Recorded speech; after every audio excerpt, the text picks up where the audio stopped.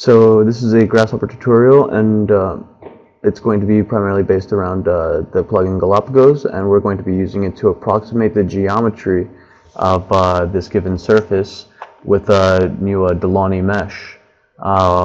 First we need to establish the perimeter points along the surface to ensure that the resulting mesh conforms to the perimeter, and then we're going to establish the field points of the mesh to ensure that it conforms to the z-axis motions of the surface. So what I'm first going to do is I'm going to get the basic components to the surface, and what I'm interested in getting from here is the curves along it, and I need to join them. Now, once I join them, I'm going to divide the entire curve, or the new curve, and I'm going to get 15 points along it now. Now that I have that, what I'm going to do is I'm going to set a field of points across the interior, and so first I need to get the range, and right now we want a 10 by 10 grid, so we're going to take the range and we're going to make a field of points, plug this here to the Y, and right now we have a line, so what we need to do is cross-reference, and now we have a field of points. And now that we have the points, we currently have 121, so we need to randomly reduce that to 15.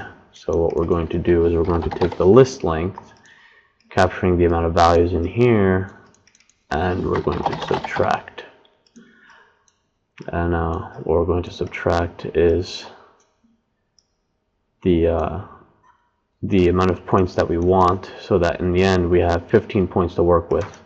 And for the seed, we're going to just use the number 275. Okay, now that we have that, what we want to do first is allow for Galapagos to move these points in the X direction first, and then the next step would be to then move them in the Y direction. And now that we have that, we want to project these points onto the surface, and so we're going to connect that here, and it's going to project back onto the surface. So right now it's kind of stuck over there, and that's because we need to reparameterize the surface. So now it's in UV coordinates.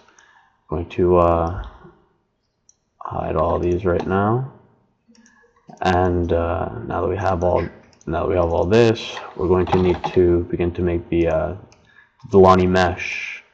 So we're going to merge the perimeter points with the field of points and make our Delaunay.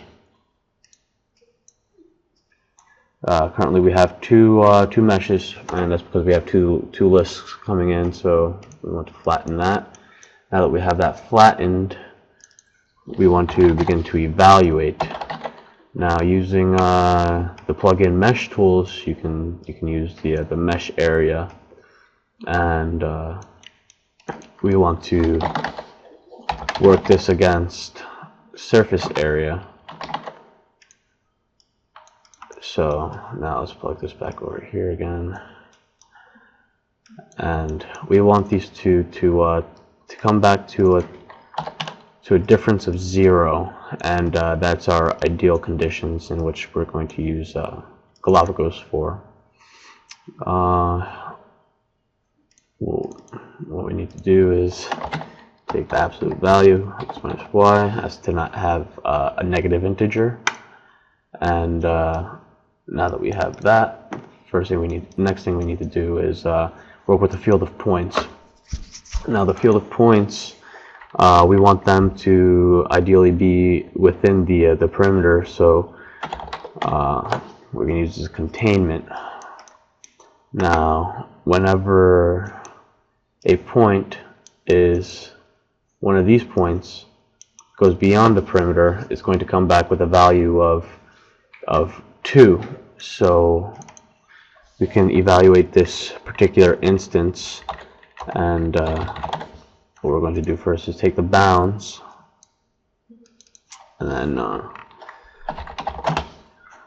let's take over the components. And now we have the starting point of the domain and the end point of the domain, and currently all the points are within the perimeter, so that's why the endpoint is 1. So that's ideal. But in the scenario that there's that the endpoint is 2, what we're going to do is test it. So we'll plug this into here, and if it's larger than 1, what will happen is we'll change the value, and we'll come to that in a second as to why we're going to change the value. So now I already have these set over here. It takes a little bit to type and put in the values. Don't know why, but if it's true that the number is larger than 1, then that means that you have a point beyond the perimeter. So that means that the new value is going to be 1,000 or 10,000. So it's going to be a high number, and if it's false, this value is going to be 1. And the reason for those numbers is so that we can multiply them over here. So right now A is not feeding in its or the true is not feeding in the false is, which is good. So we want to maintain those values. So we want Galapagos to select 4 of these values, and now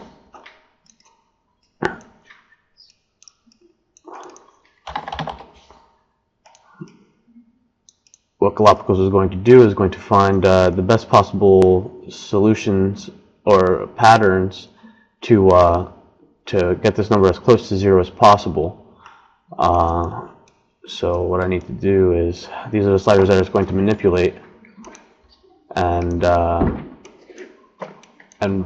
what I need to do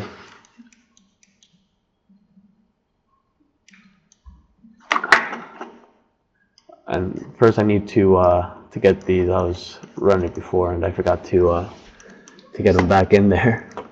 So now I'm just gonna run this, and we want this to minimize so as to get close to 0.